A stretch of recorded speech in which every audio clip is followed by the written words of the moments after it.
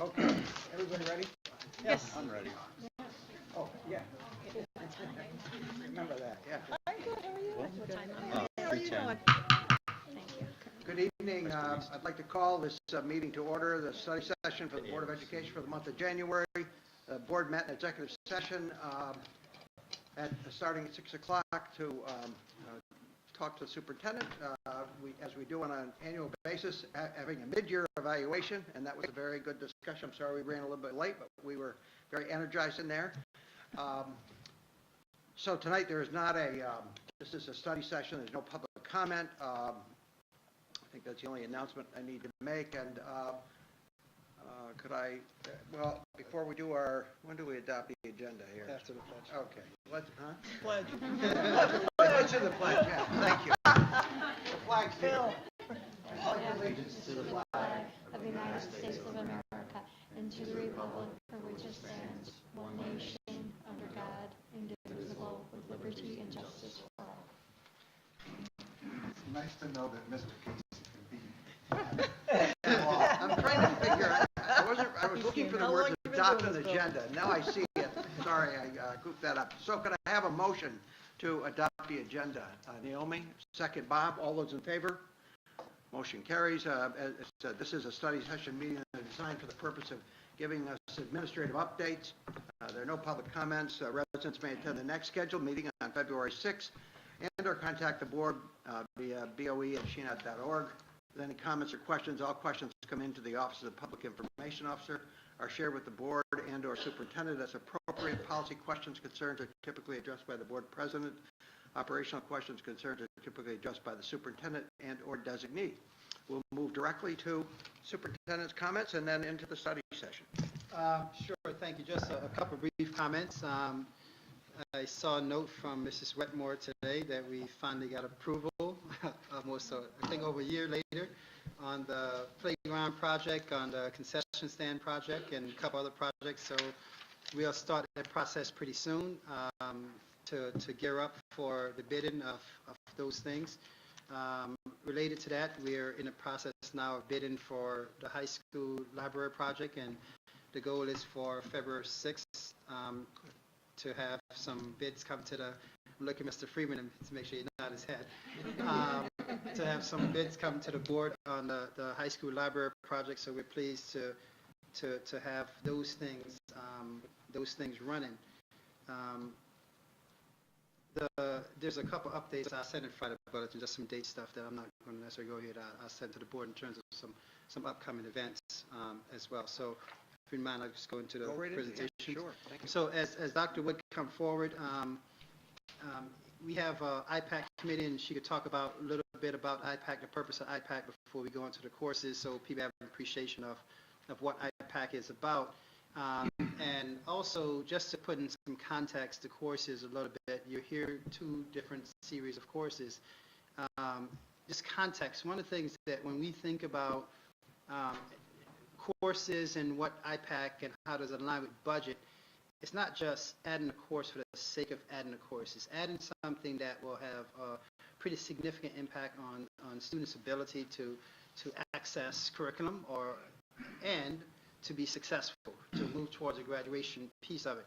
Also, on the other side of it, you'll hear tonight a couple of courses speak to how we trying to better prepare kids for the next phase, as particularly in this technological age. So how are we trying to do those kind of things? So I think that context is important, because sometimes people just say, oh yeah, it's another course added. Well, it's never just another course added.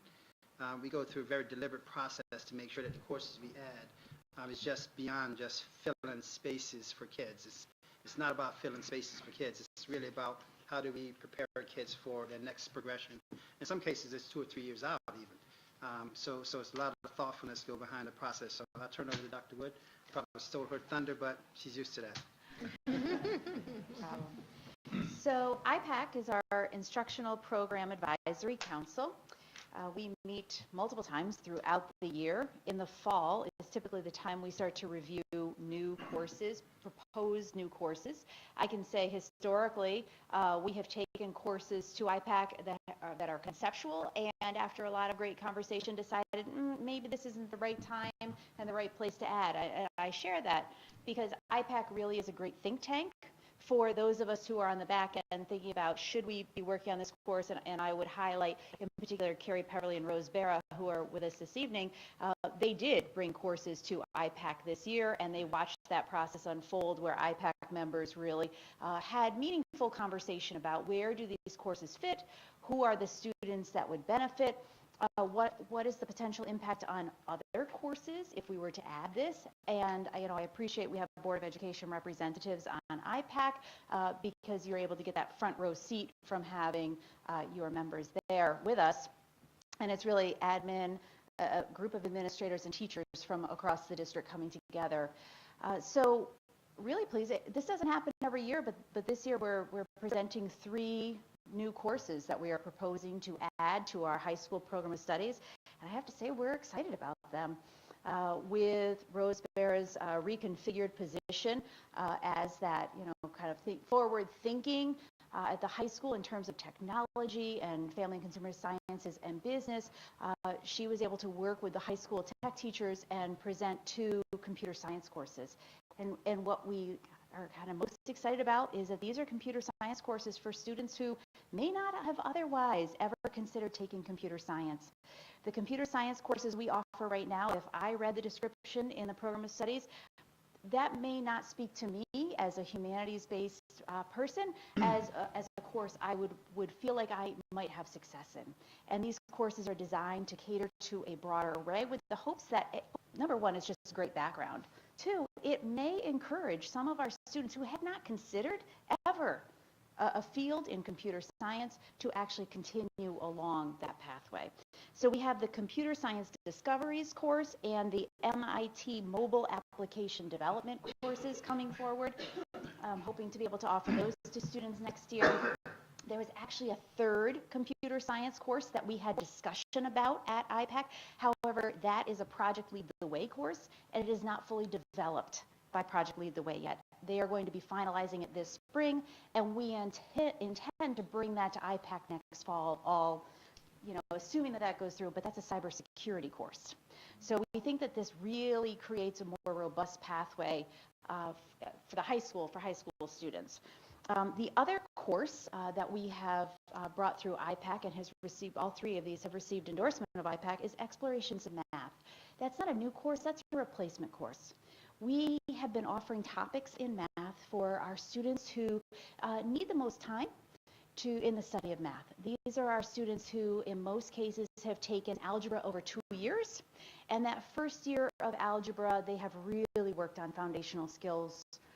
And much of that work continues.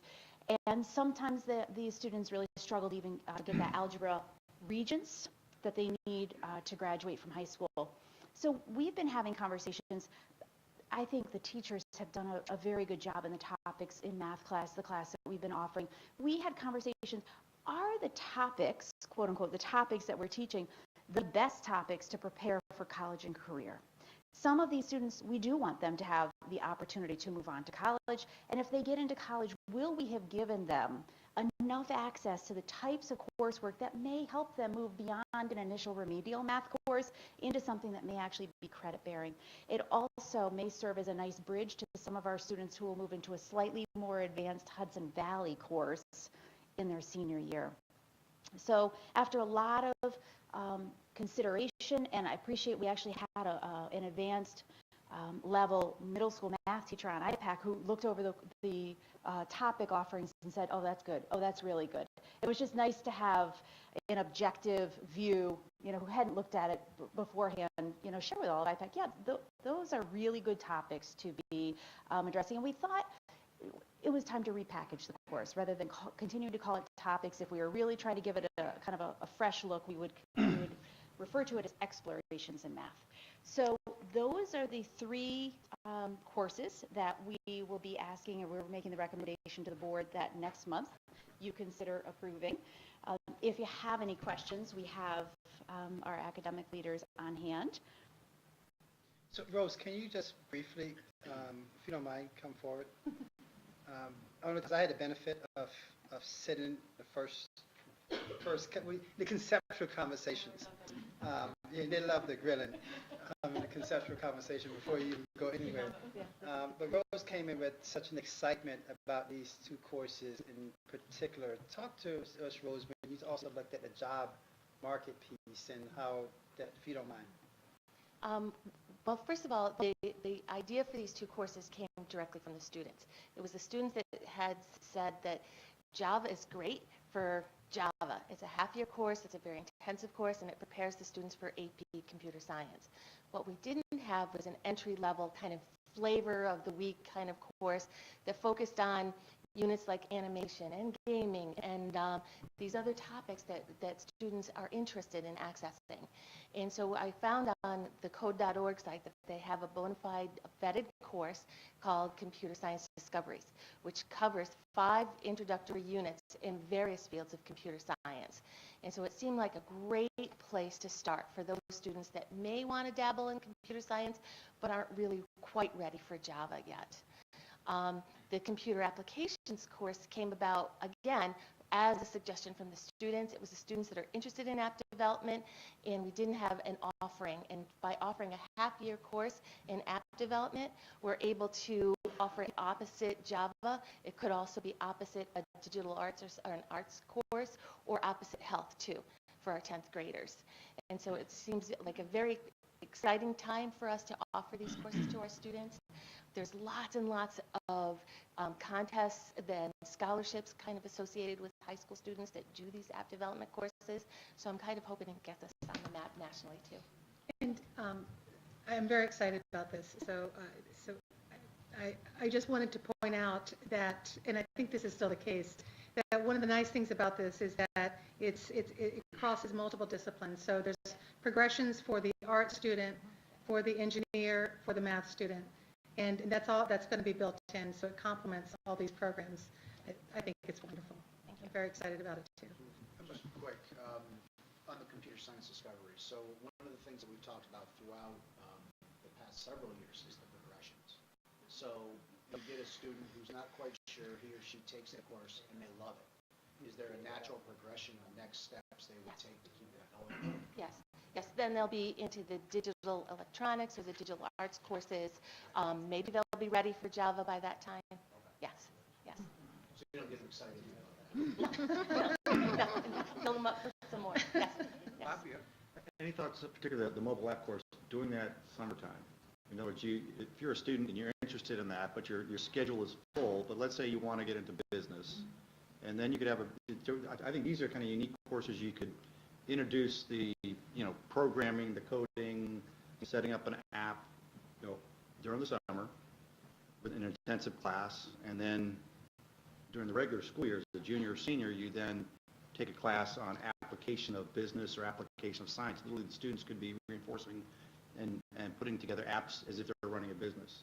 How would you set that up? And to me, I think that's a way you could offer something a lot more above and beyond, because these are very contained courses by themselves. They're not dependent on keeping pace between English and history and math and science. It's really do it as a standalone. And then what do you get? You can then have, the business classes actually having somebody build an app to go along with what they're learning in business. Maybe think about that. And just Todd, this is just so I just want to make sure. So a lot of thought went into some of the stuff already, and the beautiful thing as when we go through a process, it's an approval process. It's seeing what the capacity needs are. So is it a budgetary impact? That's why we have this conversation now.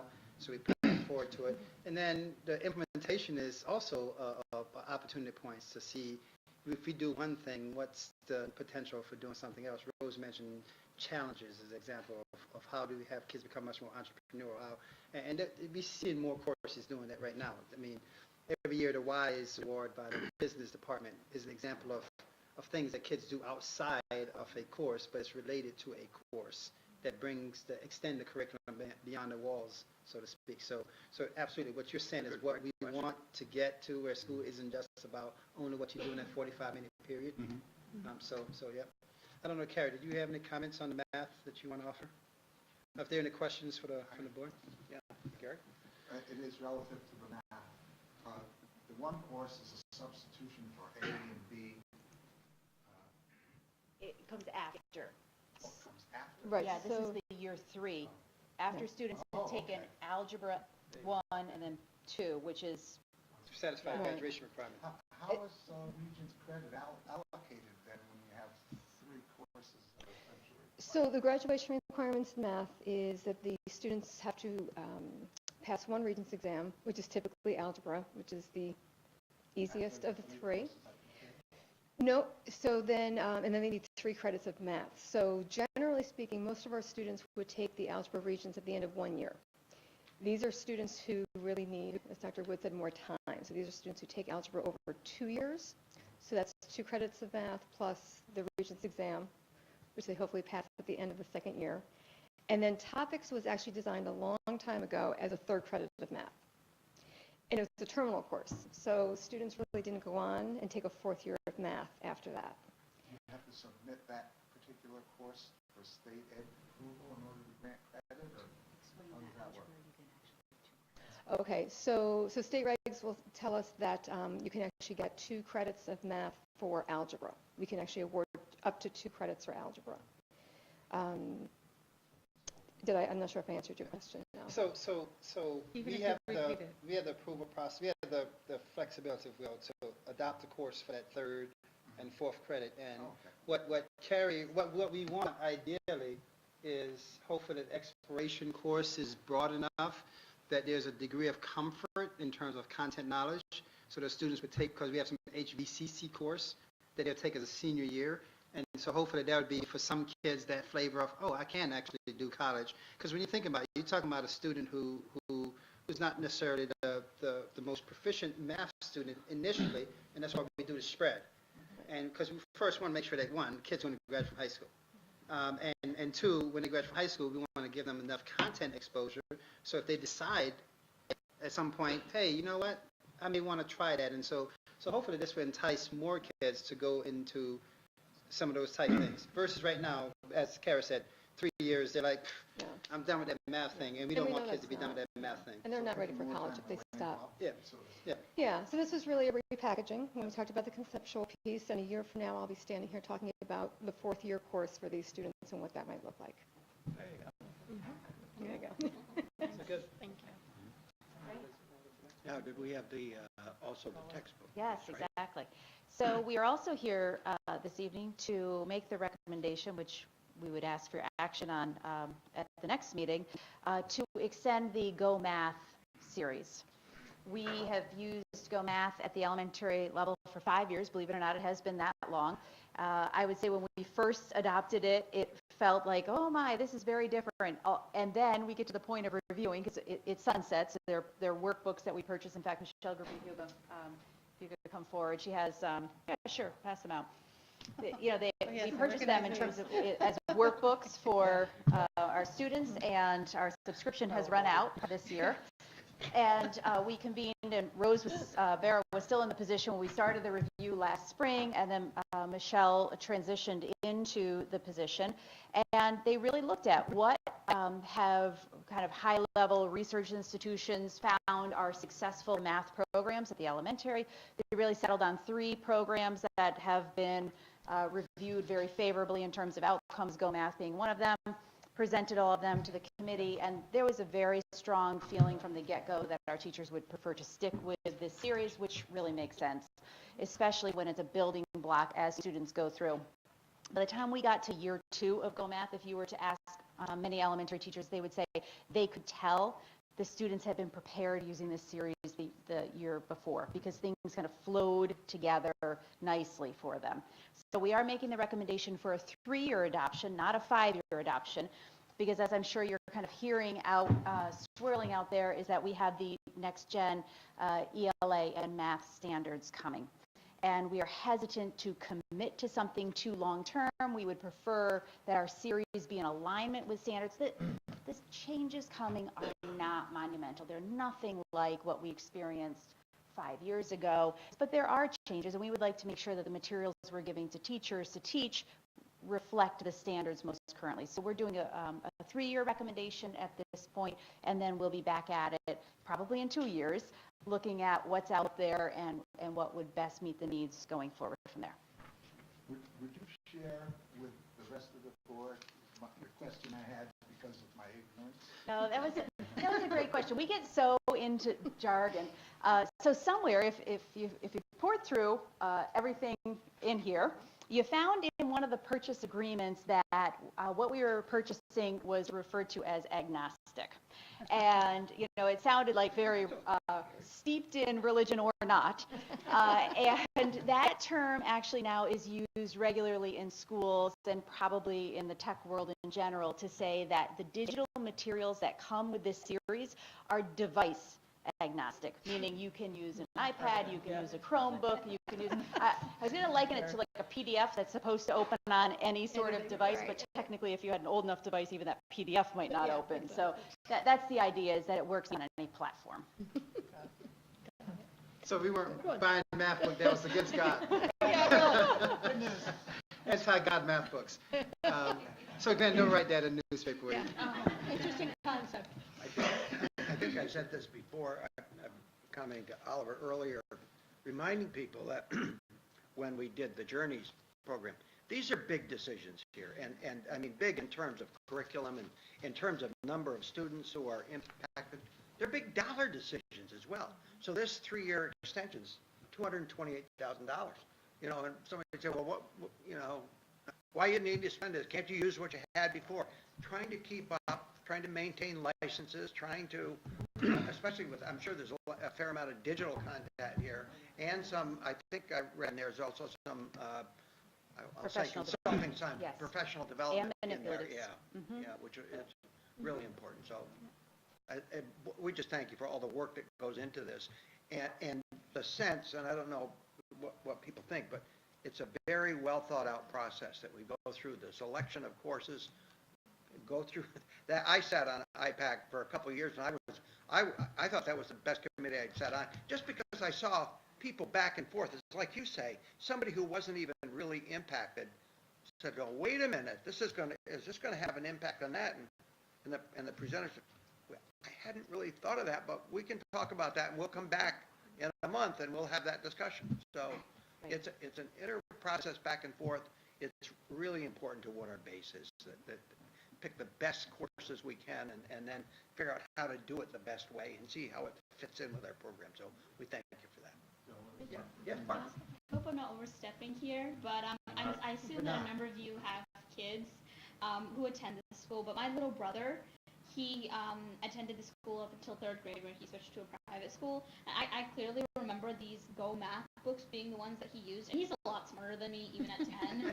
I already tell he's way better at math than I am. So I feel like I flipped through this book, and I think it's a really good choice because I see how a lot of, like, even my fellow students, their trouble is that a lot of the stuff they struggle with is like foundational work, and a lot of math is like, it's like building a house. It builds on itself. So you have to understand like basic addition, basic subtraction, and at a certain point those things have to become natural for you. And I like this book a lot because it works a lot with those skills of like repetition and the same kind of problems that students are supposed to face over and over and over again. Because I take Algebra 2 right now, and I can tell you that there's a lot of adding and subtracting in there, and you have to be pretty like proficient at that skill. So I think that this math book, I remember the math book we used when I was in 5th grade a long time ago, but I like this one because it's an actual workbook, and we never got a workbook when I was in elementary school. So I feel like this is a really good choice so that students can actually write out the problems and work on it over and over again. So I just wanted to give my input on that. Thank you. And I think you're going to be a math teacher when you grow up. Oh, for sure. Thank you. We do need math teachers. That's a great. Yeah. I'm sorry, Mr. Delano. I was just going to make a comment. Bill had spoken about the cost of the program and so forth. And when I first got on the board, came from a district that had an enrollment that was equal to probably two of our on-campus elementary schools. So when I saw the cost of the textbook, I thought somebody had misplaced the decimal point. It's a lot of kids. Thank you all. You know, I'm going to ask the boards, before we move to this, I know Augie's here, and I know, I'm going to look around this room and say, who has to drive the farthest tonight in this lousy weather? So Augie's probably here because of two items that we have, action items. So let's study them before, and we'll take, you can trust us on the action items. Does anybody, we've got two action items here that relate to Augie and his wife, the emergency project, the hot water heater at the middle school. And Augie, can you explain that to us? That's more than just a heater for hot water that goes into the pool or into the shower, right? We need to make it quicker than that. That particular hot water heater only feeds the bathrooms and the showers. Okay. It is not for the pool proper. And the only reason it's an emergency is when that was built, those of you who remember, first pool, way over budget. Redesign the pool. When the redesign, all the mechanicals on that are on the second floor above the locker rooms. This gigantic hot water heater sits roughly over the coach's office and the end of the girls' side. The bottom of it is completely rusted out. Should it decide to let go, hopefully the water goes in the drain. That's a hope. If it doesn't, you're buying ceilings and lockers and everything below it. So it rises to an emergency only because if it was in the boiler room of this building, say, you know what, let's let it fail and then we'll get one because it's in the boiler room and we don't care. But you have a lot of dollars worth of things under it, so it's time. So that's why.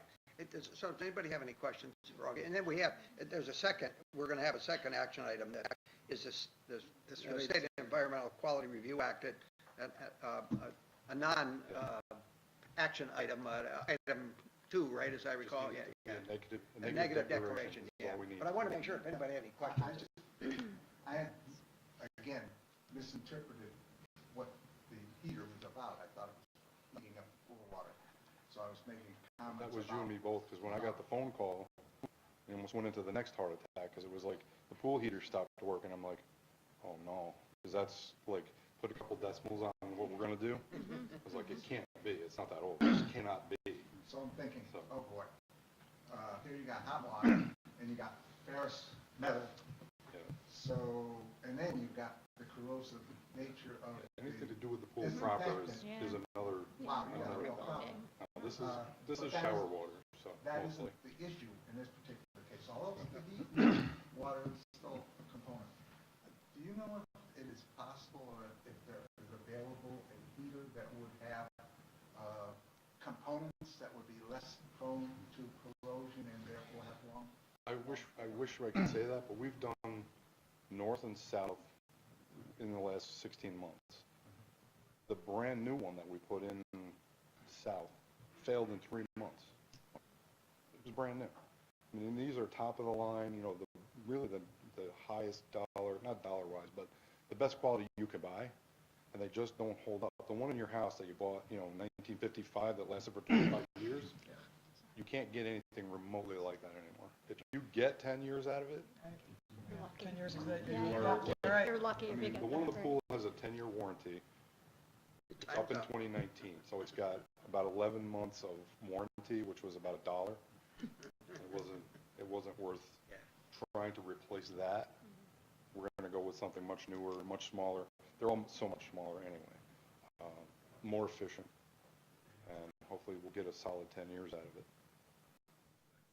Thank you. You're very welcome. Be safe on the roads. Oh, I will. My driver here. Thank you. takes care of that. Sorry. Circle back? Yeah, let's circle back, yeah.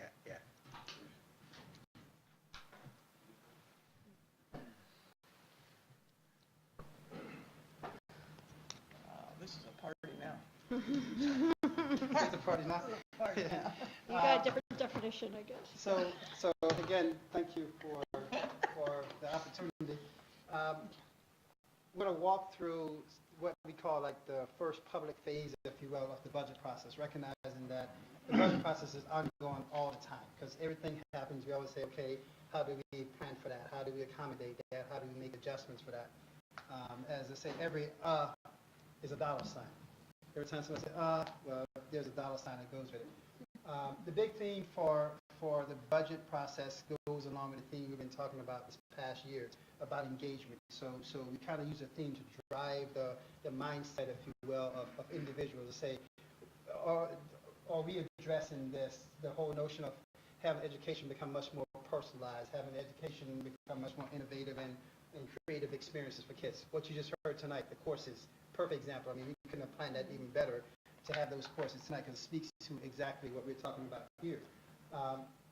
So we go through the budget process. If you look at the district's mission statement, the mission statement is a nice statement, quite frankly with you, but a lot of people don't read it, don't memorize it. But when you break the mission statement down, kind of break the mission statement down into these 5 components. We talk about student engagement.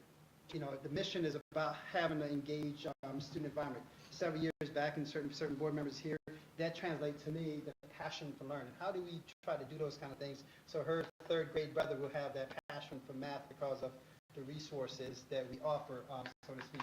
Innovation piece, how do we create environments that are look at integration of technology? We have a huge ongoing multi-year plan right now with integration of technology as an example of the innovation piece on the one side, or even again highlighting the courses that were shared tonight.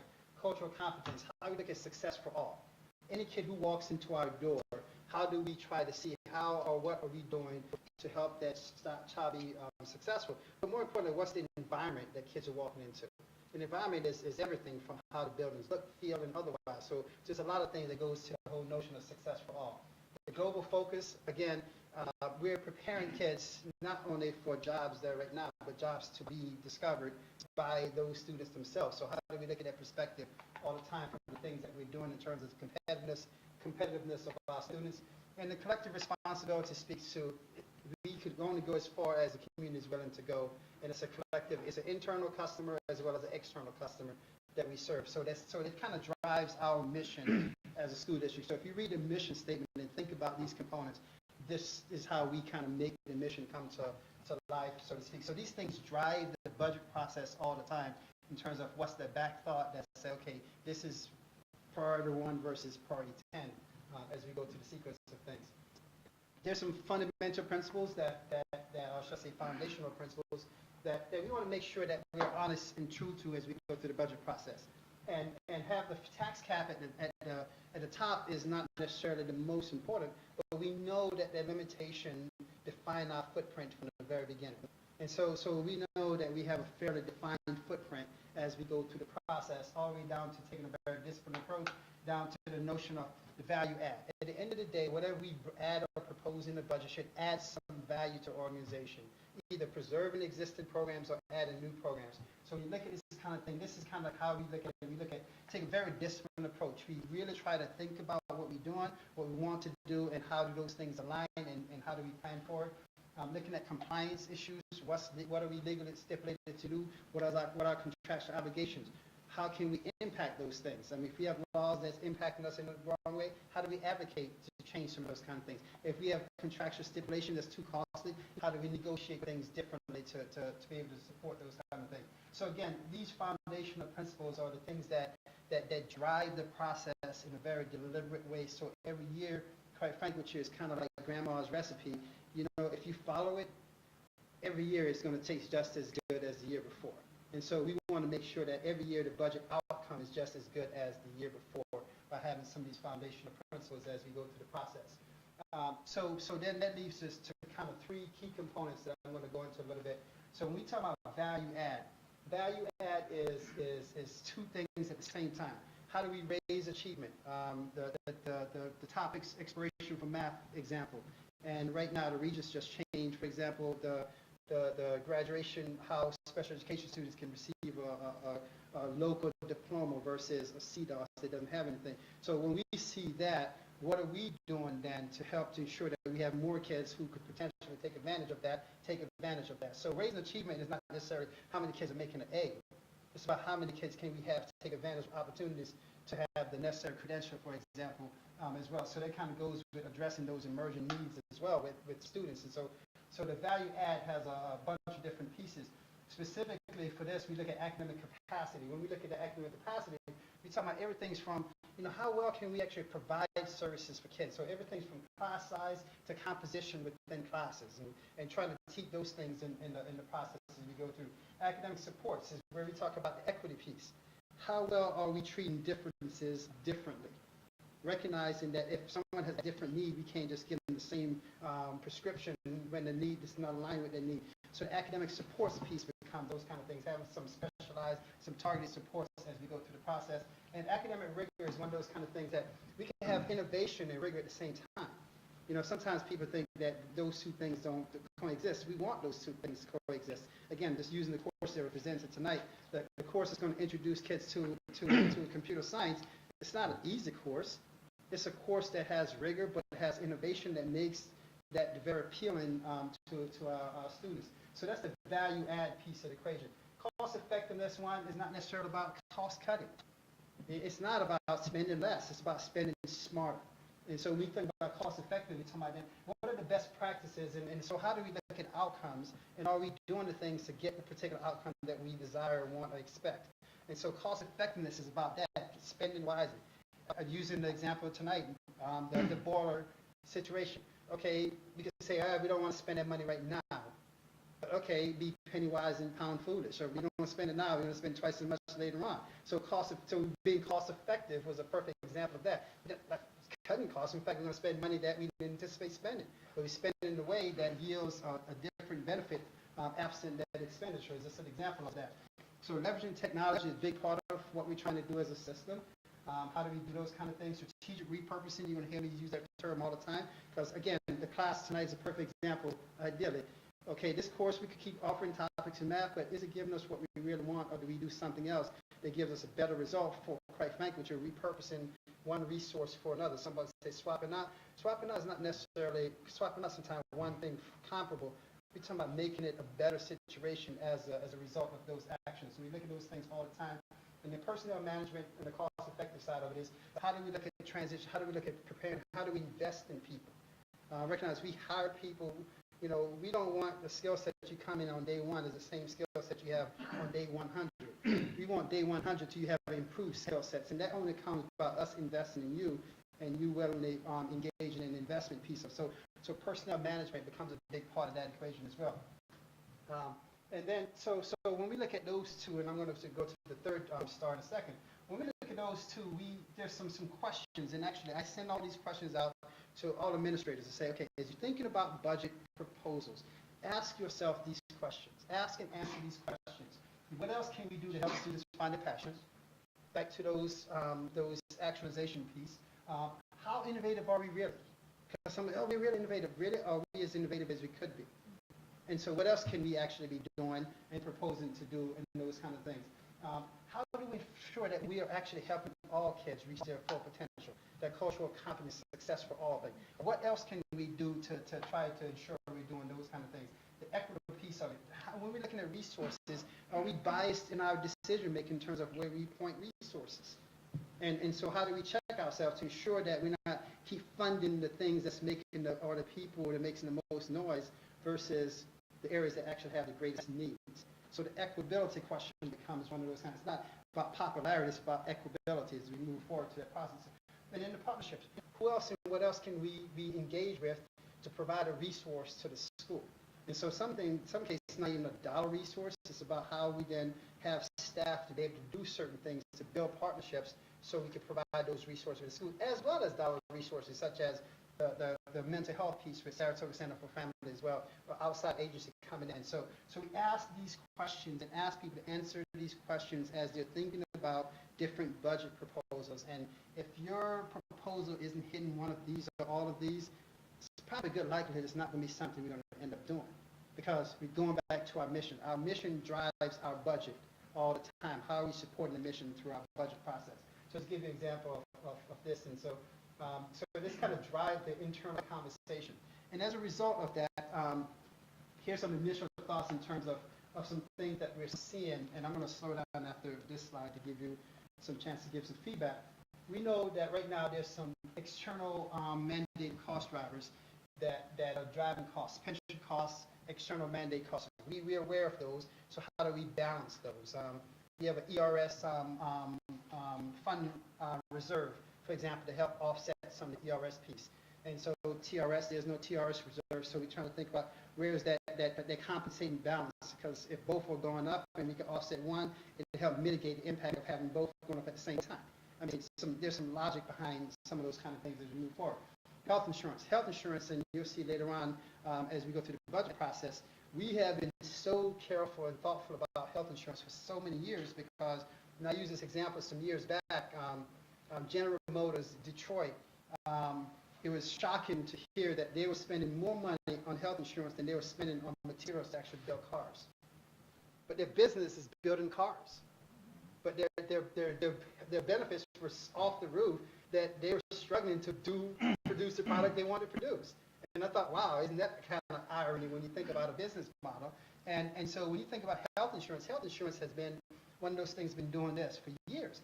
Ironically, when you look at health insurance, Shen, it's been pretty flatlined, because through negotiations and quite frankly, through the partnerships through our respective unions, we have done some things to really contain the cost of health insurance, and through Mrs. Chase working with our brokers to really contain the cost of health insurance at Shen. So we give people quality benefit, but avoid the exorbitant costs. And so that's a huge piece of it. So we're watching even now to say, despite what we're doing internally, what are some external factors that may change that, particularly some federal level changes, what may change that? And so okay, I have good confidence that for the next 12 to 18 months, we'll be pretty flatline. I'm not sure what's going to happen 12 to 18 months beyond that. And so I can't wait for 12 to 18 months to be thinking about that. We have to start thinking, how do we plan? So if we do see a spike, that we don't all of a sudden, because health insurance go by X percentage, we're cutting programs to pay health insurance. We don't want to be General Motors. Can't teach Johnny how to read because we have to pay health insurance benefits. So I use that for example of how we try to look at those external cost drivers that may not have an immediate impact on this year's budget, but how do we position ourselves to anticipate if there will be upswing, that we're prepared to deal with that in some form or fashion and minimize that impact. The same thing with the ESSA. This is the new Education Success for All Act, the new federal education policy. And just reported today, if you saw the newspaper, the state finally got their approval of the state plan back, and now everybody's kind of trying to say, what does it actually mean? What's going to be the impact of that? What's going to change? What are we going to do this? And all those kind of things. So we're all watching that very carefully. So there could be some implication for us as a system. I have a high degree of confidence that whatever, I mean, Dr. Wood kind of alluded to, when we talk about the GO math, that we're very careful, for example, of not putting ourselves so far out there with certain things that if things change, it becomes a waste, because all of a sudden we change in wholesale versus, we have a tendency here at Shen, to be quite frank with you, err on the side of being above the curve versus at the curve or below the curve. And so when things change, we are able to manage those fluctuations a little bit better than probably most places, a lot of places. So, but we're still watching that very closely. The center part of this, and it's in the center for a reason, that at the end of the day, what we're doing, direct construction stuff, is truly where our bread is buttered from the budget process. And so I try to break it out into categories for the purposes, one, for my purpose is to do this to the budget, put my hand around the budget and understand the things that we're going to try to impact, and two, for you as a board and the public to also be able to put a hand around and say, what are things that we're proposing to impact? So when we think about enrollment in class sizes, right now, and you saw, and ironically, I swear I didn't set it up that you get your enrollment reports tonight. When you look at, you heard the enrollment forecast back in November, we have these bubbles in the system. There are bubbles sitting right now in the high school, large bubbles in the high school. The high school is at the largest capacity that has been in the last several years. And so when we look at those kind of things, we got to figure out, how do we address those bubbles? So you'll hear when you go to the budget process, some specific staffing recommendation to try to address some of those bubbles. But it's not just simply trying to address those bubbles by having more the same. It's kind of some of the courses that you heard tonight. How do we offer some variety? We will do some more the same, but how do we also offer some variety to not only address the bubble, but provide some innovative options for kids? So that's going to be a big piece of it. In the areas that we largely focus on, math, English, science, and social studies. And somebody said, well, those are the core areas. Well, those are the core areas.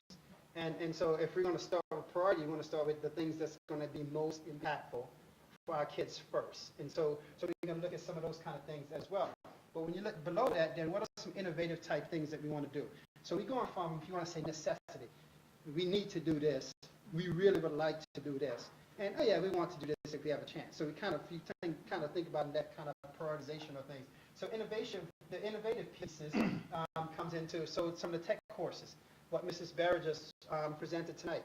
There's some staff and some material implication to it. They won't be significant, but we have to recognize what those implications are as we move forward. So that's just an example of who we saw innovative type things as we move forward through the budget process. Service follow needs is a big part of that whole equity piece. How do we then look at services that we are addressing? And we had a conversation about issues of poverty, and I call it the stain of poverty on kids and their academic provision. How do we look at that and say, what are we doing? And this is not to say that every poor kid is in AIS or EBK. I don't want that to be the situation. But how do we look at kids and their respective needs and provide those supports? And so when we look at academic intervention supports is to avoid, quite frankly, regression as kids go through the system.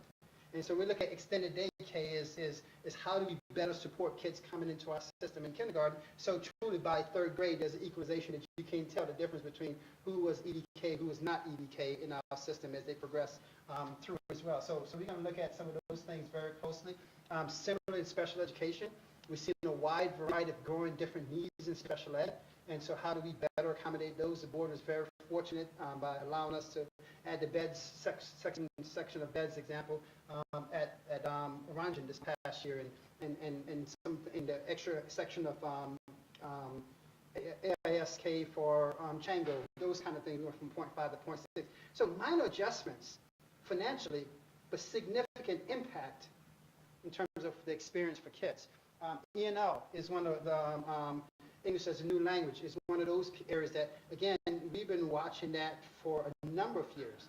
And while we're not, someplace, we're not, I was talking to my colleague in Schenectady who's saying now they're up to like, who knows, 38, 40 different languages and the percentage are off the chart. While we're not there, but it's a relative thing. Our, whatever, X percentage is relative to us.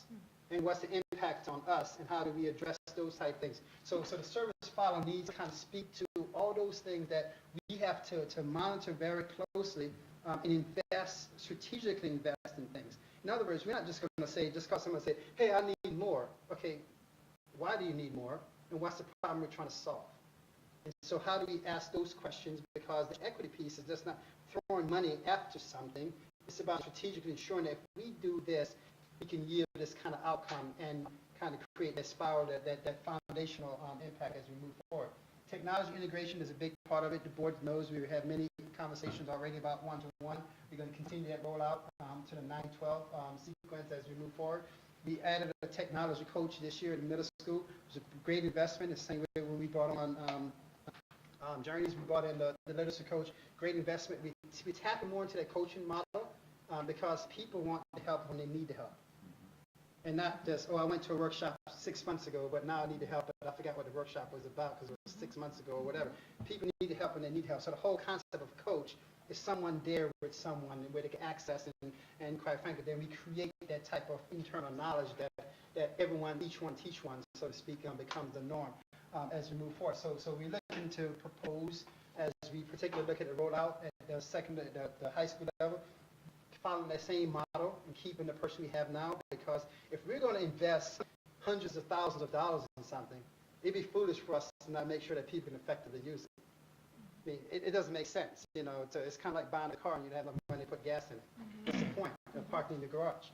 So the whole notion then, if we're going to invest all this money in that, and Mr. Casey pointed out with the PD that comes with the contract that you're going to ask to approve on the new Go Math. If we're going to invest all this money in it, we need to make sure that there's some hands-on, hand-holding if we need to, piece of it to make sure that it's being maximized. Mental health is a big ongoing issue for us, and I just put up here as an example. It is very much an emphasis stage, because we haven't even started any conversation yet. We have a pretty good model at High School East with the wellness piece of it, and okay, so that's great. So the notion then, how do we start looking at some of the stuff at High School West and trying to build, it won't be the same model, but trying to make sure that we have the supports.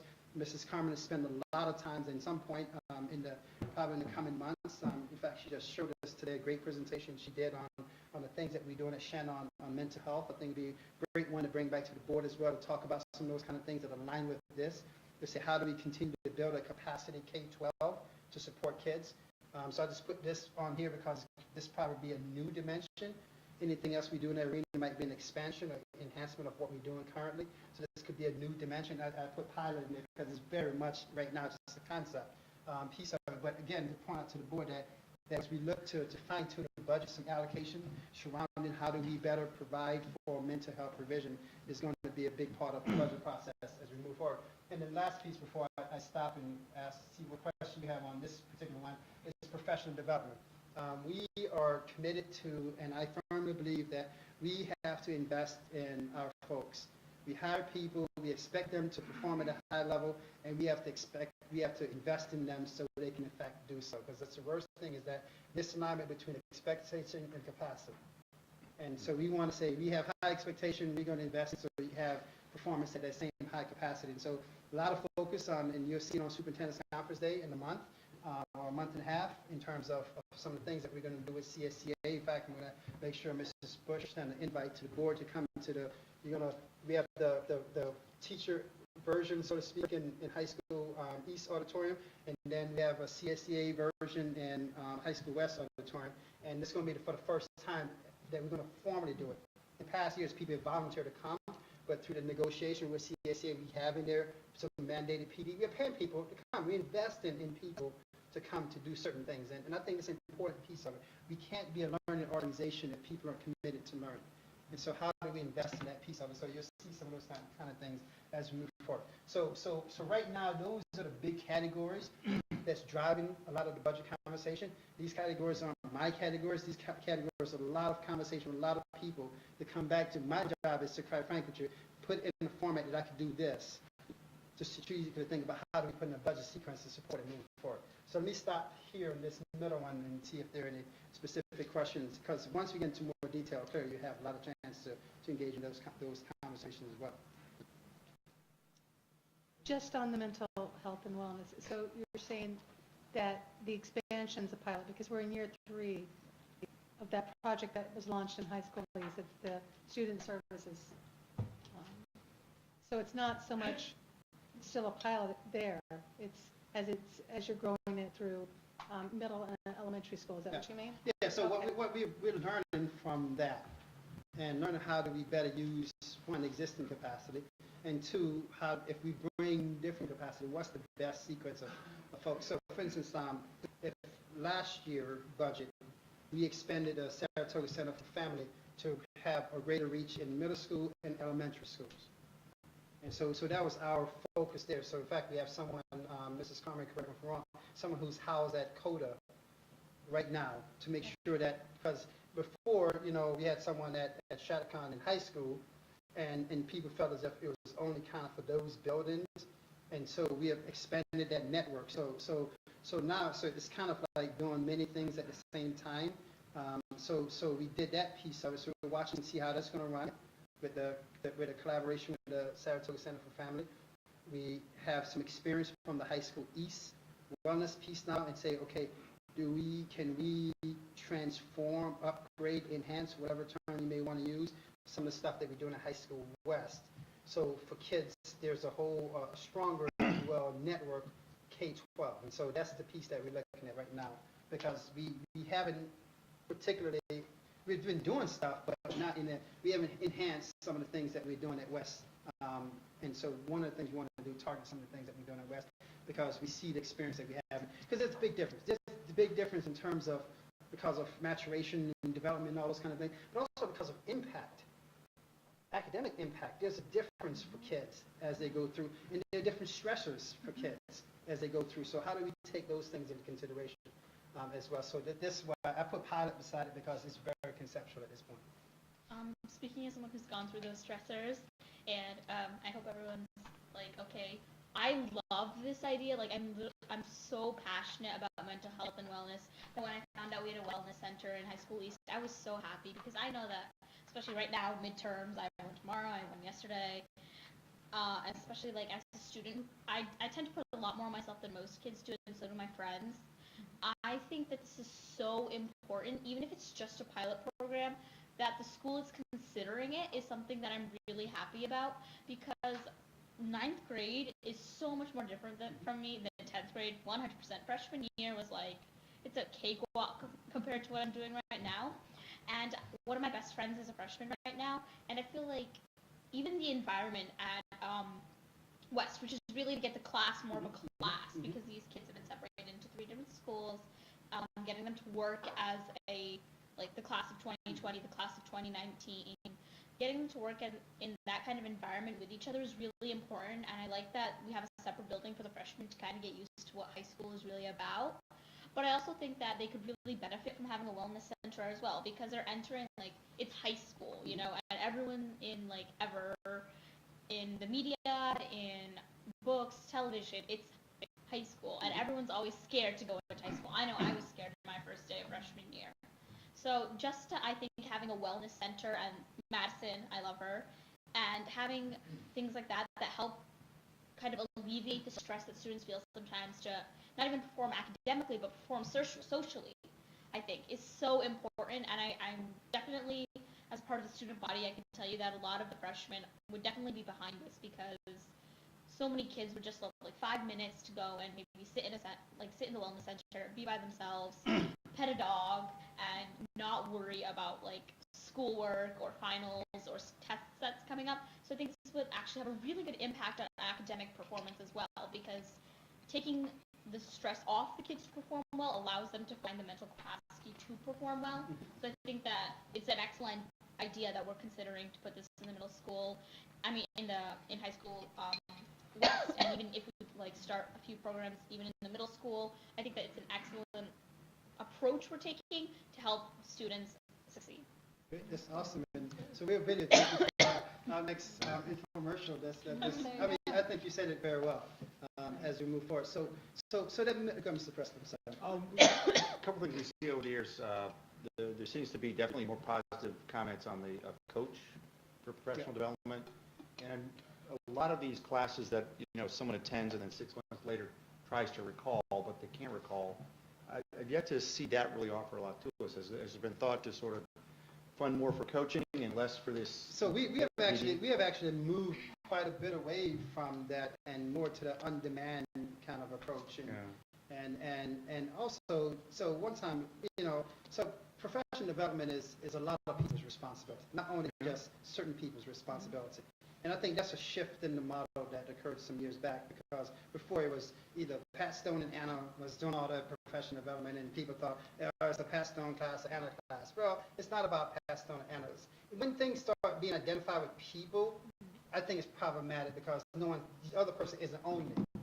Someone is owning it. As long as it's good for me, I'm fine, but it's not good for me, I blame. Versus how do we own it and try to do those kind of things. So we've moved more to a model of tapping into internal experts and more than not, and providing capacity for as again the whole notion of each one teach one, people sharing and those kind of things. And so much more on-demand approach, as well as taking much more advantage of what technology provides for us. And we're going to do a lot more of that, and we need to do a lot more of what technology provides for us. But I'm going to say, no, we don't want it to become an isolating experience either, because some of the best learning you have is when you're in a space and people are sharing divergent thoughts on a particular topic that, oh, wow, I've never thought about it that way. Versus if I'm just looking at something by myself, guess what? I'm going to be thinking only what I think about it, and they have a total incorrect assumptions or draw an incorrect conclusion. So it's been a mixture, way more than not.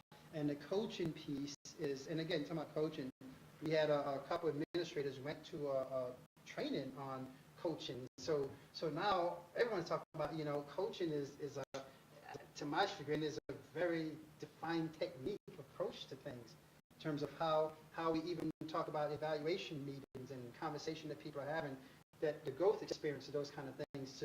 So just a generic, hey, I saw that you were whatever.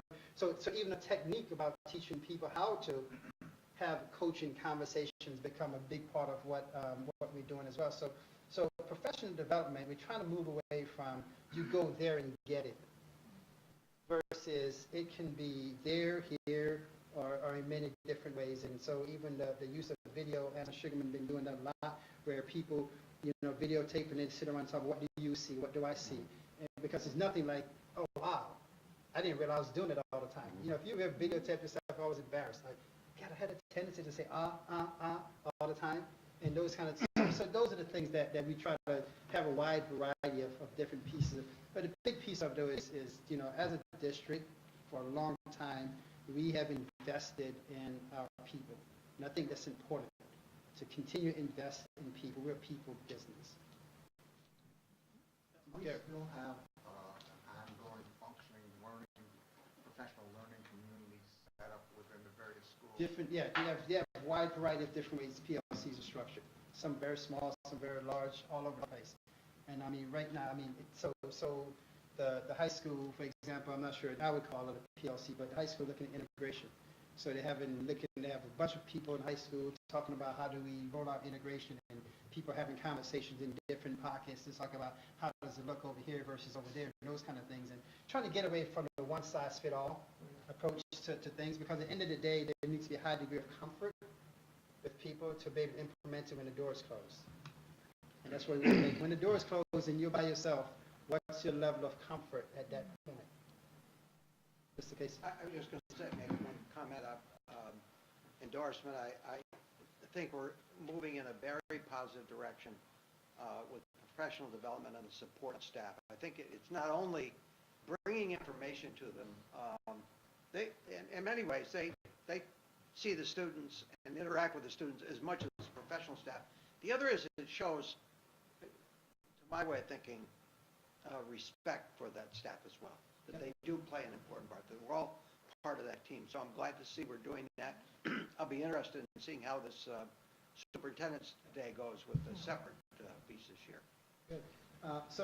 So if you don't mind, I just continue. So the operational side, it'll be fairly brief. One of the things we discussed the Future Ready Framework some point early in the year, and that's kind of driving how we look at how technology and spaces, and so we're looking at time and space and everything, and say, so I'm going to throw Dr. Wood in for a second. So she has this grandiose thought, and it's a thought of, wow, how about if we have funds available to folks to say, hey, if you come up with a creative way to do some transformative things in your classroom, we'll fund it. And so one of the things I think about, we have, and I wish Mrs. Pepper was still here, we walked into one of the math classrooms at high school, and this teacher has these whiteboard things all over, so all of a sudden kids aren't just isolated doing math at the board now, they're standing up and they're working together and they're doing all those kind of things, and so all of a sudden, math isn't just about me sit there and I can't wait till the class to get over with, because I feel so isolated and I'm afraid to ask someone, versus we're working collaboratively, we're standing, the energy flow is different, the dynamics in the class is different. You walk in, you can see 5 kids doing different things, and you're like, well, okay, they're actually doing different things at different points. And so one of the things that we want to talk about, time and space. So we can't necessarily change the footprint of space, but we can change some of the things within space. Several years ago, remember Vanessa Kramer had an idea about what she did to the desk and tables in her classroom. So one of the things that we want to do is and I don't want to call it like, experiment, so to speak, but it's how do we kind of spur on innovative practices that people do, and quite frankly, it spreads. Because people see, wow, I want my class to be that. How can we do those kind of things? So yes, you got to go study, love. Feel free. I don't want you to have a stress about your midterm. So that's what we're talking about, the future ready. Thank you, the future ready piece of it. How do we start looking at some of those kind of things, and how do we have some funding to address some of those kind of things as we move forward as well? So some of these, again, not necessarily direct dollar impact, but how do we do some things, and we're going to kind of flush those things as we move forward. Security and access, we've been talking about that forever. We're going to change over a lot of things with new IDs. Summer school transportation is something that we're looking at right now, so you hear more about that once we get into some of the transportation piece, because again, it's an equity thing. In many cases with the summer school piece, kids who have access to cars to drive to summer school versus kids who don't come to school, and unfortunately sometimes those kids who actually need that experience more so than not. Negotiations is always one of those things we look in negotiations to say, can we afford the contracts that we're selling? It's not a contract year one, it's a contract over the entirety of that contract. Can we afford those contracts as we settle? Transition planning is always looking at capacity, say what capacity we have, what's our potential of turnover down the road, and how do we plan for some of those kind of things as we move forward. So those are some of the things on the investments on the operational side. And I'll pick up this pace a little bit after this slide. So when you think about the value add, the things we're doing to add value, some of the things that we're trying to do the cost effective side, then a big piece of it, so what's the revenue and tax impact?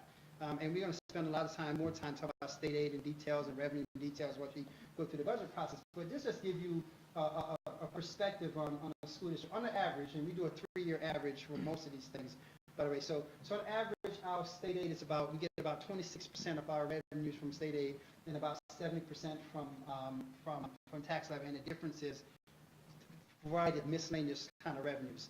And so kind of give a perspective of what kind of district we are.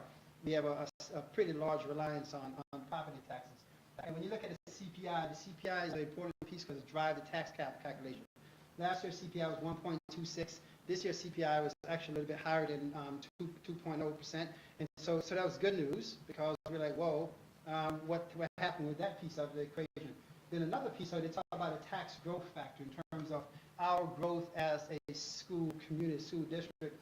Last year was 1.0125. This year is it's about the same, give and take. It's not a significant shift, but the good thing is it's not going this way. That's the main thing. It's flat to whatever. And then you take all those things into a very complicated formula that's issued by the state, and then we kind of come up to what's our tax cap. The tax cap becomes the piece that defines our expenditure footprint and also our revenue footprint at the same time. And so last year our tax cap was 2.97%. We went out at 2.1. So since the tax cap has been in place, we've always been slightly below the tax cap. Right now, our tax cap calculation is actually, it's going to be 3.9 something, but we're starting to work fine tune it, but it's going to be in that 3.9 range as we move forward. So when we start thinking about the budget sequence and impact, tax cap becomes your first potential limitation point. And so right now, our limitation point is a little bit higher, so we have a little bit more flexibility if we want to exercise that flexibility. That's to be seen once we start putting numbers on all these things. And so we start talking about the 3-year average of the tax cap is around 2.31. So give you a flavor again that our footprint is not very large in terms of adjustments to that. Similarly, when we look at the tax cap, our tax levy is less than 1.5% on the average over the past 3 years. And so when you think about it, we've been pretty flatlined in terms of the levy impact. In fact, I think Mr. Casey pointed out the other day that he had a tax bill, he had to pay $12 more or something like that. He was disappointed because he thought it was zero. But so those kind of things. And we start talking about the true value tax rate. This gives you some sense. We're negative right now because our two largest towns, Clifton Park has been a flat of zero for the past several years, and Half Moon have been only slightly over 1. So when you do the net effect of our largest communities, it's an average on a negative tax rate over the last year. So this gives you a flavor of how this have the tax burden impact of it, and then what the state aid piece will remedy. So we're going into the budget with the assumption that whatever we do won't have a significant tax burden, and by design should have a very comparable tax impact because that's been the goal for the past whatever number of years. And we still think we can hold true to that and have some flexibility to do some things as we look at what the final numbers come out with. So I just want to give the board a flavor of this, that okay, we're walking into this. Are we walking into a situation where we're saying, whoa, automatically we got to start talking about cuts? Are we walking into the situation saying, we have the potential to actually do some enhancement type things to programs and services and address some needs? So I think we're walking into it with that perspective more so than we need to start thinking about cuts right away. One thing back on that, just one point. I think the one thing that this district has done for a while that's very good and it's important is just because you have the money doesn't mean you spend it. Just because you just because you can go out and tax the people more doesn't mean you go out and tax them more because of 2 reasons. A, that can erode the trust over time. Yep. And B, maybe you can put those plans into place this year, but then what happens if the tax cap drops to 1% next year? Exactly. Then you end up cutting everything. Listen, we've done a very good job of that. No, great point, Mr. Governor, in terms of sustainability. Great point. I mean, we say it all the time. We don't want to do something one year, next year we got to say, we got to take it back because we can't afford it. Because we can't afford it next year, we have to think, okay, what do we sacrifice if this is something important enough to do? So great point. Just to pick up the pace a little bit, recognizing the hour, you've seen this slide over and over, and this kind of give you some flavor of where our budgets typically fluctuate around. I don't anticipate that our budget will be any side of this button. We'll be in this range as we move forward with things. This was a year way back when we made some strategic decisions with some tax cap implications in terms of those kind of things. So this is kind of our sweet spot is in this area as we think about budget moving forward. I'm not going to go into this, but this just give you a flavor that as we look from year to year, we're pretty consistent in terms of how we allocate funds. And that's a good thing for certainly as a board for you to know and understand, the public to understand. So just in the New York State budget, again, not to go into a lot of details, the governor came out, and just to give some sense, sometimes people think, oh, the state budget is because the governor spoke. Well, no, there's a process to go through, and we have a lobbying date set up first part of March to go down and try to talk, influence the legislature about the budget piece of it. I'm not sure how effective it's going to be, but you know what, we still have to make sure we make a good attempt to do so. The Educational Conference Board is a body of the various organizations, school boards, NISCUS, NICET, SANES, all these educational organizations come together as a board. They were lobbying for a much higher allocation for 1.5 billion for state aid than that. The New York State Board of Regents put their budget proposal, they were looking for 1.6. That's important because when you look at the executive budget, the governor first started talking about the $4.4 billion deficit. Anytime, people set the conversation about talking about the negative, they're not going to do as much as you anticipate. So the 4.4, that's still kind of out there. How true is that? That deficit, and we'll see there's some deficit. The question is what degree the deficit is. As we move forward, the uncertainty with federal piece of it is a big issue for New York, and particularly New York, and so we're watching that closely. So then the governor came out with his executive budget, which is about $26 billion for education, but the additional funds, as I said, Education Conference Board was looking about $1.4 billion. It's the Board of Regents was looking at 1.6. The governor came in with $760 million, so significantly lower than any of those organizations calculated to say what the needs of to sustain education in New York is. This just give you a breakdown that a good portion of that is going to foundation aid, and foundation aid is why it's a formula driven that basically said you provide a foundation for schools to be able to provide adequate education, but that's a big debate in New York. Is the state actually doing so? And then a good portion of the other portion of that goes to expenditure-driven aids. In other words, we spend 1 year, you get reimbursed the next year based upon a certain formula that applies to different school districts. So it's pretty even split between those two things as the governor do it. However, when you start breaking out the foundation aid, 70% of it is going towards high-need school districts. So all of a sudden, it may look like equitable, but and again, I'm not one to say who needs what, and so that's a big part of the formula is to shift more funds towards high-need districts in terms of high needs, financial needs. So poor school districts, kind of a misnomer when you look at those kind of things. So, but there's a minimum that the governor proposed that every school district should get 0.25%. Some people, 0.25% is kind of like, why do I give you anything at all if that's all you're going to give me? We're fortunate because we're a little bit higher than the 0.25% as a school district, but there's that minimum ceiling, basically saying that no one would get less than they received the year before. And so that's, but the devil's always in the detail with all those kind of things. Just a couple of things about devil's in the detail. This is a big issue right here, right now. If legislation is passed for this is a huge issue. And there's some stipulation with that. It's applying initially for a school district that gets more than 65%, I think, of their revenue in state aid and have more than 9 schools. I don't know who came up with that magic number for them. And to cap expenditures, so one, those places have to vote on their individual school budget, but to cap expenditures at 2%. So it's to me, it's kind of an oxymoron. The place that actually need it most, you're going to cap what they're looking to expend. The fear people have is that while it may not apply to a place like Shen today, it's tomorrow's next spiral. And what does that mean? So once laws go on the books, we know they get overnight, get ugly fast, and people are like, how did we ever get here? It's because some law was passed some years when no one's paying attention because it didn't apply to us, but now it's applying to us. So watching that very close, a lot of lobbying. I'm going to get some talking points for us when we get ready to lobby on this piece of it. And that's going to impact things like building aid, transportation aid, BOCES aid, all those kind of things that goes through. So we're watching that very closely as well. So this is one of those devils in the detail piece that a lot of people are giving in conversation to, but it's one of those things that can go quiet in the night, get passed, and 3 years down the road we're saying, whoa, when did this happen? And so we have to pay attention to that piece as well. Impact on Shen, we're seeing about proposal about $225,000 in foundation aid, which quite frankly was a surprise to us because we were thinking that we're going to be on those flatline schools. However, when you look back at Shen, we have been underfunded disproportionately for a long time.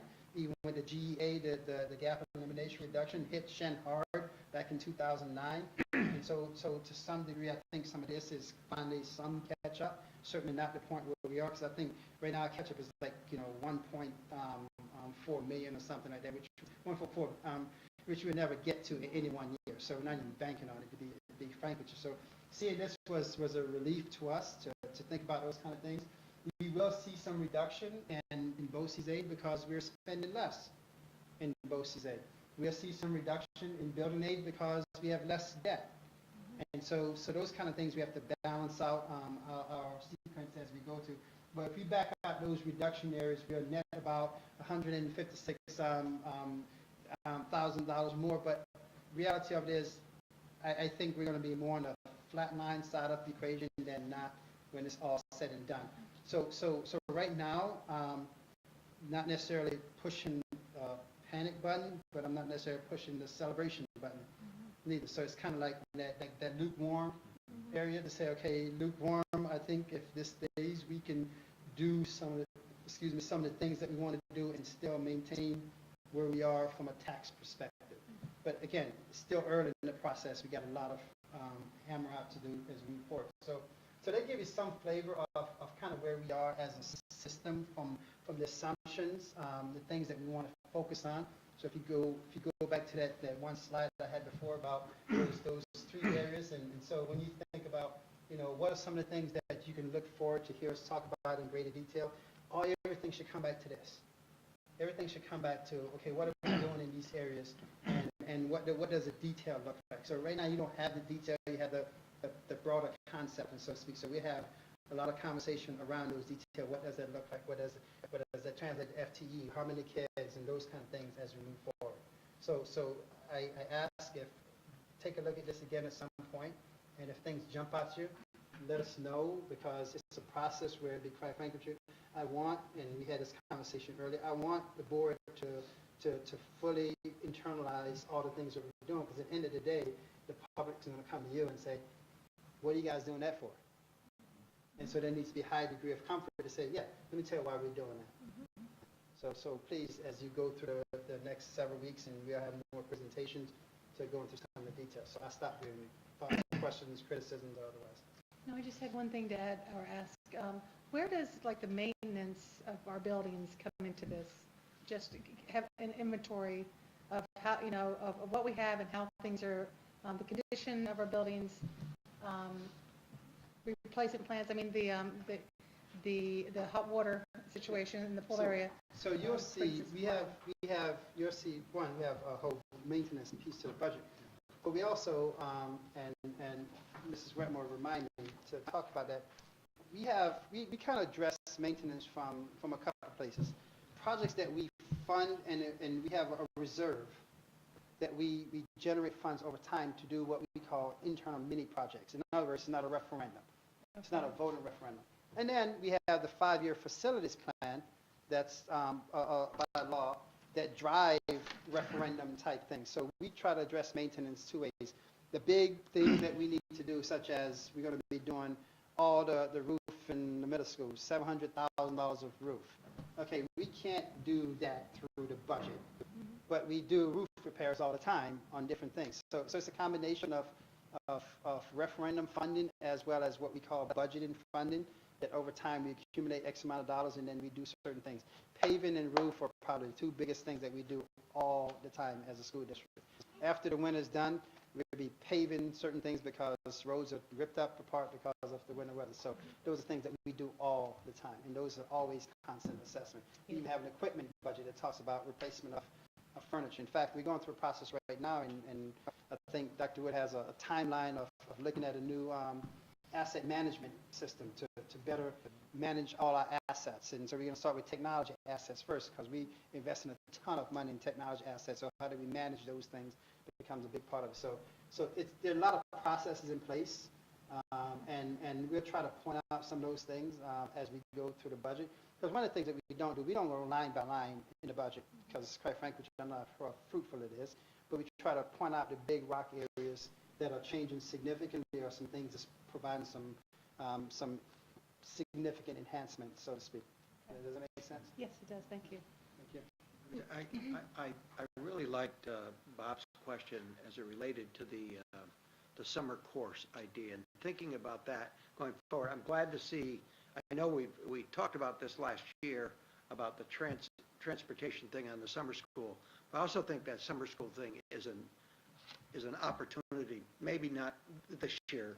The transportation would be an enrichment there, but also for those non-specific kind of courses, are not in a line, but we've got the facilities, and it would provide opportunities. So I'd encourage us to keep looking innovatively at that kind of thing. And we have, we have, and granted, still feel very traditional in a sense that it's driven by student failure, and then kids who want to retake for improved scores on regions, and then we have some bridge courses, and so you're right, part of it is a capacity issue. What capacity do we have? And as we look to be more innovative, the question is, we have to make sure we build something that they'll come. Because it's the worst thing that we build something and no one shows up, and it's a wasted expense. Because people still very much, and it's a mindset, I'm not sure how to change if I did, probably I'd be in Tahiti someplace. How do we change people's mindset to think that anything in the summer related to school is a chore? It's a drag. And how do we change that? And then we have a good model, some of the stuff we do with the Seek Camp right now, excitement surrounding that piece of it. So how do we start doing some innovative things? And I'm glad to hear the board is on board with those kind of thinking, because obviously it's a cost associated with it, and so how do we create that more vibrancy? But honestly, I want to create a more vibrancy between September and June. And how do we do more of that between September and June? Sure. I would imagine our mid-year financial report will be coming up. Yes, the next board meeting or the one after that, Kat? 3-year financial forecast. So The next board meeting. whether we're on pace Yep. to spend a certain extent, Yeah. percent, and what our rollover might be available for. Exactly. for the tax. Exactly. We have a good sense of, okay, how much flexibility we have, so to speak. Yep. So again, thank you. More to come. Thank you. More to come. Thank you. We're on to exit poll, right? Mrs. Deficiani. We got Bayani.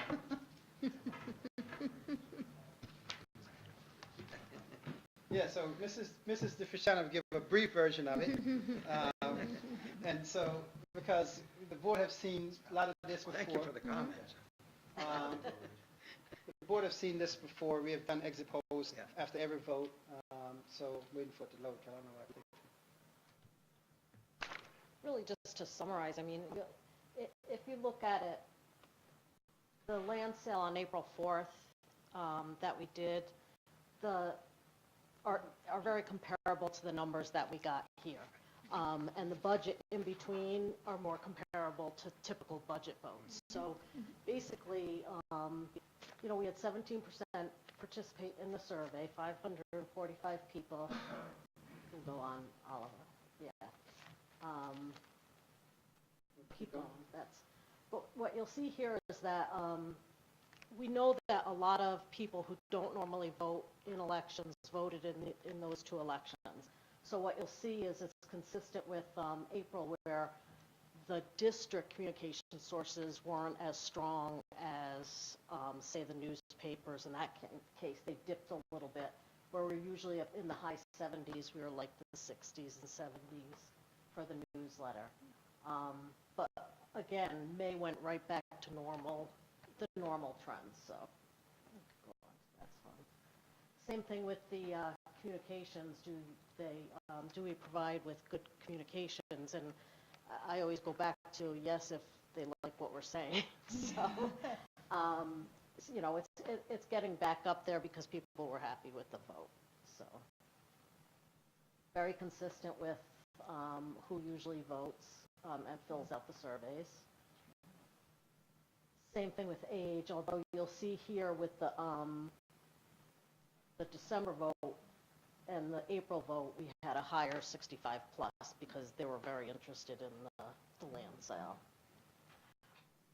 We didn't have, this is where you can really see like the two, first of all across the board, it's making me a little nervous that we're seeing a decline in parents voting, because even though the May vote did bounce back up, it's still below what we've been, so.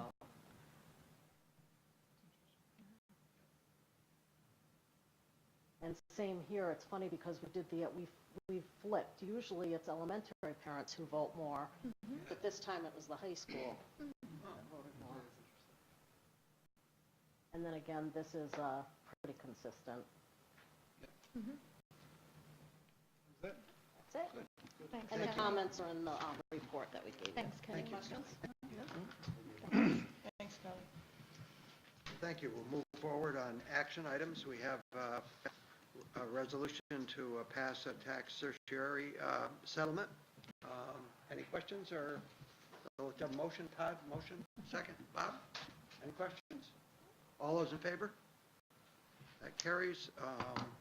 We have then two action items, B and C. One is the actual emergency project, the hot water heater, and then the State Environmental Quality Review Act. So can I Can we do- actually, yeah. for technically, can we reverse those?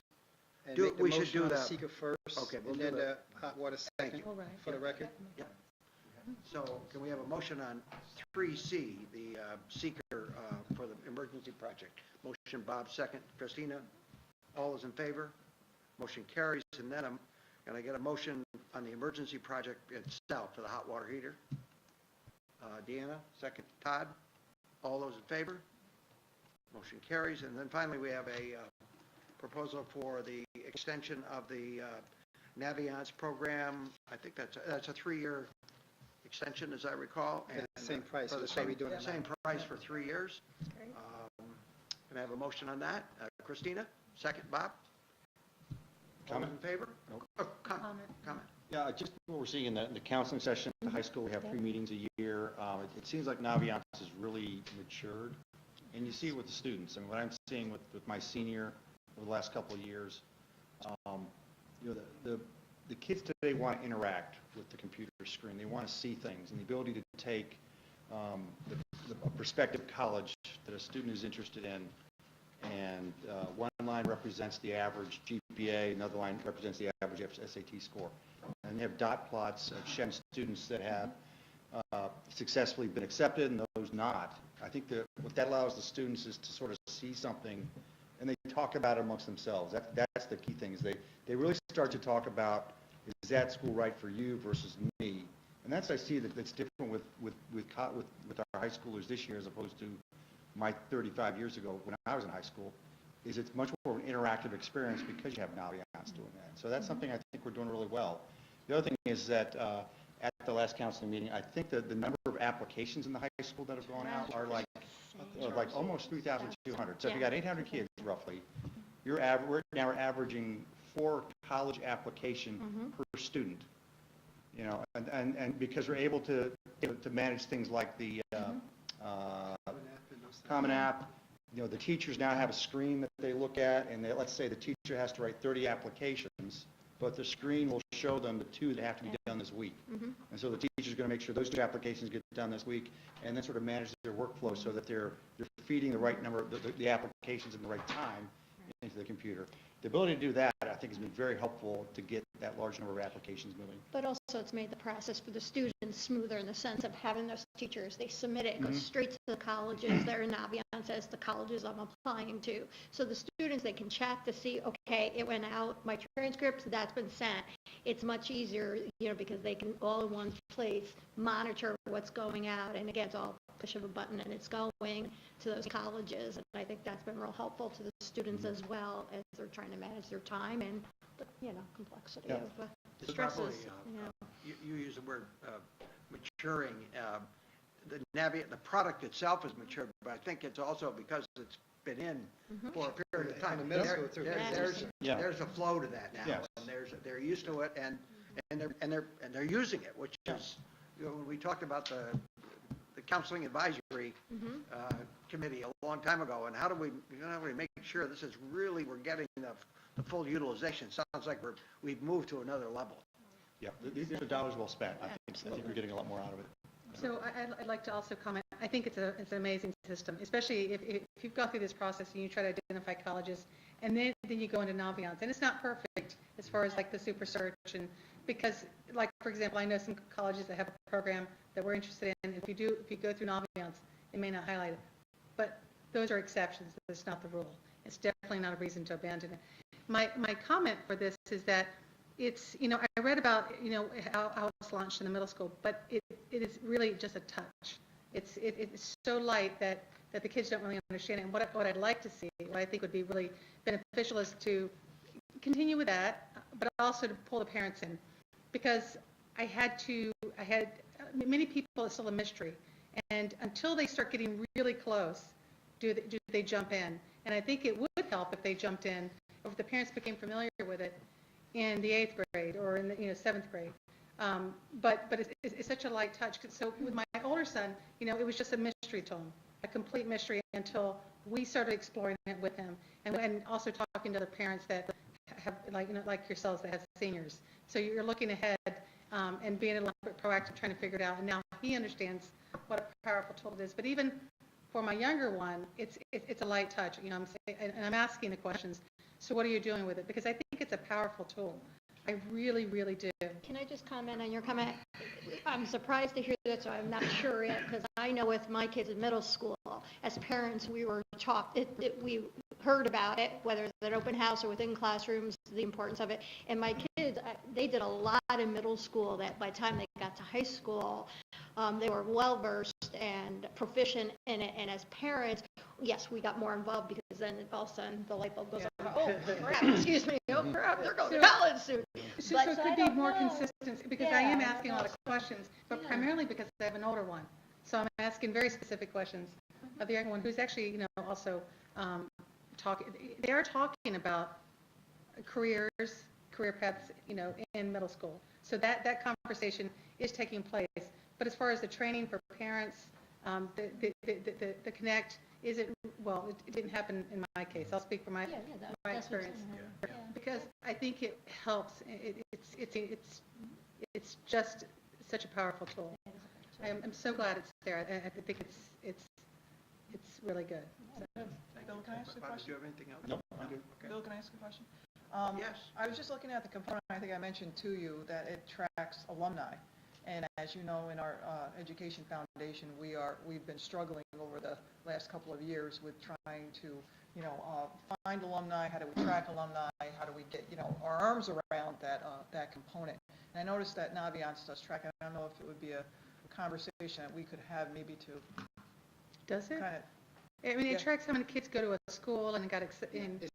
After the fact, though, because they don't keep engaged in the system. Okay, right. I didn't think it did. So it has a time, And we do other surveys with graduates to get information and try to have them update that piece of it. And that's why some of the high school kids that working with the piece now, trying to keep the recent alumni to get online and update their information, so we keep that in the database that we have now for the alumni network. Yeah, the hardest thing we have to deal with is and they say never say never, but or never say an always statement, but almost all, I guess you could say, is a generalization of high school seniors going on to college change their email address. Yeah, and that's what we did discuss at the foundation. We have to the data. I Yeah. want to Find use their it. own emails for them, Yeah. so. So, I thought I'd ask that, okay. Yeah, yeah. No, thank you, Yeah. thanks. Oh, we still have to vote on this. All those in Right, favor? yeah, Motion carries. Before we adjourn, just want to call out the fact that we have two meetings in February, the 6th and the 27th. In March, we'll probably, I think we have 3 meetings on our schedule because we'll be dealing with budget issues. But anyway, just want to call those out. Could I have a motion for adjournment? Todd, second. Naomi. All those in favor? I would think. Motion carries. Thank you all very much. Thank you. Very informative meeting.